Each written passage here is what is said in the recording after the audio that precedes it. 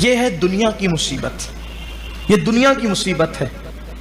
دنیا کی مصیبت زیادہ ہے یا موت کی مصیبت زیادہ ہے؟ موت کی مصیبت زیادہ ہے۔ کیوں؟ اس لیے کہ دنیا کی جو مصیبت آتی ہے، دنیا کی مصیبت، وہ اعمال کی وجہ سے آتی ہے۔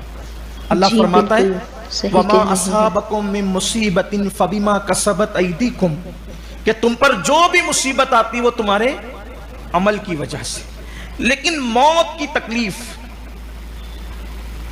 کوئی ضروری نہیں ہے کہ اعمال کی وجہ سے ہو، نیکوں کو بھی آتی، اللہ کا وعدہ ہے۔ بلکہ آپ کو بتا دوں، اگر آپ اس کو سمجھ سکتے ہو تو موت کے وقت سب سے زیادہ اس امت میں اگر کسی کو تکلیف کا سامنا ہوا ہے سب سے زیادہ، تو وہ میرے اور آپ کے آقا مصطفیٰ جان رحمت صلی اللہ علیہ وآلہ وسلم۔ اس کی وجہ ایک یہ بھی بتائی جاتی ہے کہ اللہ کے رسول علیہ الصلوۃ والتسلیم کو جب موت کے وقت، موت کی لذت کو چکھتے وقت جو تکلیف ہوئی، تو آقا کریم صلی اللہ علیہ وآلہ وسلم نے پوچھا کہ کیا میری امت کو بھی اتنی تکلیف ہوگی؟ تو ارشاد ہوا کہ اس سے زیادہ ہوگی۔ تو آقا کریم صلی اللہ علیہ وآلہ وسلم نے امت کی شفقت کی خاطر فرمایا کہ جو تکلیف میری امت کو ہونی ہے وہ تکلیف مجھ پر ڈال دی جائے۔ سبحان اللہ۔ تو ام المومنین سیدہ عائشہ صدیقہ رضی اللہ تعالی عنہا ارشاد فرماتی ہیں کہ حضور علیہ السلام کو وصال کے دن، جس دن آقا کریم صلی اللہ علیہ وآلہ وسلم کا وصال ہوا، حضور کو اتنی بخار کی شدت تھی، اتنی بخار کی شدت تھی کہ ہم لوگ چادر کو پانی میں بھگا بھگا کر اللہ کے رسول کے جسم اقدس پر ڈالتے تھے اور تھوڑی دیر میں وہ چادر سوکھ جاتی تھی۔ اس بخار کا اندازہ کریں۔ آج لوگوں کو زیادہ سے زیادہ بخار میں تکلیف ہوتی ہے تو ہم جب وہ پانی میں بھگو کر کے پٹیاں رکھتے ہیں، لیکن وہ پٹی بھی سوکھتی نہیں اتنی جلدی سے۔ چادر پانی میں گیلی کر کے حضور علیہ السلام کے جسم ناز پر ڈالی جاتی تھی، جسم اقدس پر ڈالی جاتی تھی اور تھوڑی دیر میں وہ چادر سوکھ جاتی تھی۔ ام المومنین اسی لیے کہتی ہے حضور کے وصال سے پہلے میں تکلیف والی موت کو ناپسند کرتی تھی، لیکن جب میں نے اللہ کے رسول علیہ السلام کو وصال کے وقت تکلیف کا سامنا کرتے دیکھا تو پھر میں سمجھ گئی کہ اللہ کا جو جتنا مقبول ہوتا ہے پھر اس کو آزمائش سے اتنا زیادہ گزرنا پڑتا ہے۔ جو اللہ کا جتنا مقرب ہوتا ہے، آپ سوچو پوری کائنات کا مشکل کشا، مولا علی کا بھی مشکل کشا، جس مولا علی کو ہم مشکل کشا مانتے ہیں اس مشکل کشا کا بھی مشکل کشا جب وصال کے وقت دنیا سے تشریف لے جا رہے ہیں تو بخار کی تپش اور حرارت دیکھو، بخار کی تکلیف دیکھو۔ اسی طرح ایک دوسری حدیث پاک جو تفاسیر میں آئی ہے کہ ایک دن حضرت مریم رضی اللہ تعالیٰ عنہا کی قبر پر حضرت عیسیٰ علیہ السلام تشریف لے گئے اور تشریف لے جانے کے بعد آپ نے عرض کیا امی جان میں یہ چاہتا ہوں کہ میرے اللہ نے مجھے مردہ زندہ کرنے کا معجزہ دیا، میں یہ چاہتا ہوں کہ میں تمہیں زندہ کر کے دنیا میں لاؤں، تمہیں قبر سے نکال کر دنیا میں لاؤں تاکہ تم زندہ ہو کر دنیا میں آؤ، میرے ساتھ رہو، میرے ساتھ باتیں کرو، میرے ساتھ میں تمہاری زیارت کروں۔ تو حضرت مریم نے پوچھا بیٹے عیسیٰ یہ بتاؤ کہ جب میں قبر سے نکل کر زندہ ہو جاؤں گی تو اس کے بعد پھر مجھے مرنا پڑے گا، پھر موت آئے گی، موت کا سامنا پھر ہوگا، موت کی لذت کو پھر چکھنا پڑے گا؟ تو حضرت عیسیٰ علیہ السلام نے کہا ہاں امی، ہاں اگر تمہیں زندہ کیا گیا دنیاوی زندگی میں، عالم دنیا میں تم لوٹ کر آؤ گی تو پھر اس کے بعد تمہیں پھر موت آئے گی۔ اتنا سننا تھا، حضرت مریم نے کہا اے عیسیٰ مجھے دوبارہ دنیا میں نہیں آنا ہے، اس کی وجہ یہ ہے کہ پہلی مرتبہ مرتے وقت مجھے جو تکلیف ہوئی تھی اب دوبارہ وہ تکلیف برداشت کرنے کی طاقت میرے اندر نہیں ہے۔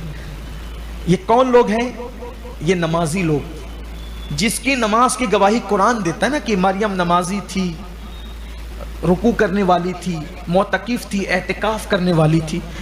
اللہ کے برگزیدہ بندوں کو جب موت کے وقت اتنی تکلیف، یہ روایتیں ہیں، روایتوں میں آیا ہے، یہ ہے موت کی تکلیف۔ ایک روایت اور پڑھ دیتا ہوں تاکہ اور بات مضبوط ہو جائے۔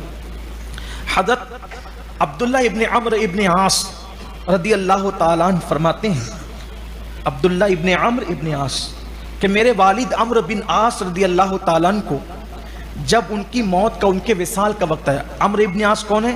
حضور کے بہت بڑے صحابہ میں سے ایک صحابی ہیں. عمرو ابن عاص کے بیٹے کہتے ہیں کہ جب میرے والد کی موت کا وقت قریب آیا تو میں ان کے سرانے تھا.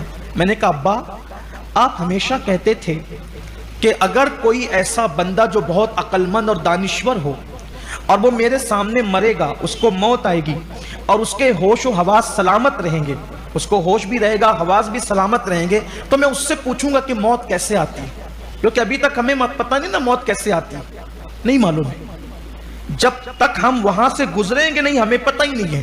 کتاب میں لاکھ پڑھ لیں، کسی سے لاکھ سن لیں، لیکن کسی چیز کا اپنے پر پریکٹیکل گزرنا اور کسی چیز کو دیکھنا، جیسے ہم آگ روزانہ دیکھیں، آگ جلاتی ہے سب کو معلوم ہے، لیکن جلنے والے کو پتہ ہے کہ آگ کیسے جلاتی ہے. تو ویسی موت آتی ہے، کتابوں میں ہے، روایتوں میں ہے، لیکن جو اس منزل سے گزرے تو پتہ چلتا ہے کہ موت کس چیز کا نام ہے. تو حضرت عمرو ابن عاص کہتے تھے اپنے بیٹے عبداللہ سے کہ میں کسی مرنے والے سے پوچھوں گا، لیکن جب اس کے ہوش و حواس سلامت رہیں گے تو پوچھوں گا کہ کیسا لگ رہا ہے. ابا آپ کو کوئی ایسا بندہ دنیا سے جاتے ہوئے نہیں ملا کہ وہ عقل مند بھی ہو، دانشور بھی ہو، اس کے ہوش و حواس سلامت بھی ہو، لیکن آپ بہت دانشور ہیں میری نظر میں، اور آپ دنیا سے جا رہے ہیں اور آپ کے ہوش و حواس سلامت بھی ہے. آپ کو تو کوئی بتانے والا نہیں تھا، لیکن آپ مجھے بتائیں کہ آپ کو موت آ رہی ہے، صحابی رسول کو موت کی لذت چکھ رہے ہیں. دیکھو انبیاء کے بعد زمین پر، انبیاء کے بعد زمین پر صحابہ سے افضل کوئی مخلوق انسانوں میں نہیں ہے. یہ سب سے افضل مخلوق ہے نبیوں کے بعد، جسے صحابی کہا. منقبتوں کی انتہا ہو گئی، منقبتوں کا عروج ہے، منقبتوں کی معراج ہے صحابی کہنا. کوئی صحابی.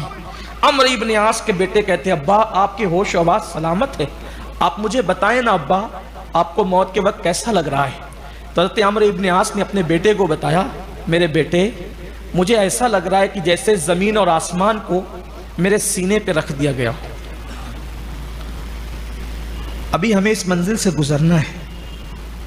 بہت عیش کر لیے، بہت پاپ کر لیے، بہت جرائم کر لیے، بہت گناہ کر لیے، بہت بھول کر اللہ کو اپنی زندگی گزار لی.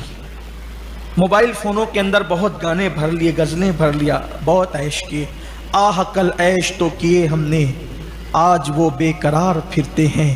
ہائے غافل وہ کیا جگہ ہے جہاں 5 جاتے ہیں 4 پھرتے ہیں. موت کی تکلیف بتا رہا ہوں.